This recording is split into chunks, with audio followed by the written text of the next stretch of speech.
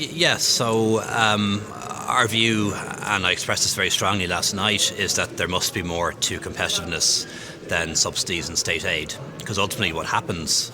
when it comes to subsidies and state aid, which I'm not against if they're used appropriately, but if you go too far on subsidies and state aid, what you end up is using loads of taxpayers' money to give it to companies, and countries just end up cancelling each other out at the expense of their taxpayers. And that can be particularly difficult for smaller countries because we just wouldn't have the financial firepower as big ones do, and that could leave our companies at a disadvantage. And that's why the single market is all about a level playing field and having state aid rules.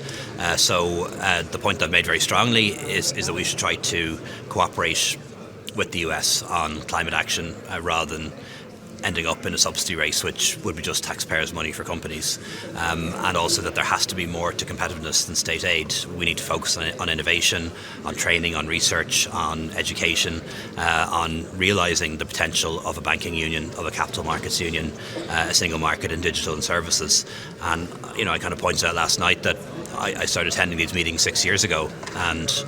I haven't seen a huge amount of progress on things like the Capital Markets Union or the Banking Union, quite frankly, and that is disappointing. President von der Leyen, I suppose, accepted that what has been put forward so far are just communications, and said that we would see more concrete proposals coming in the next few weeks or months. Are you concerned that the recent Inflation Reduction Act that was introduced in the United States could lure some businesses over to America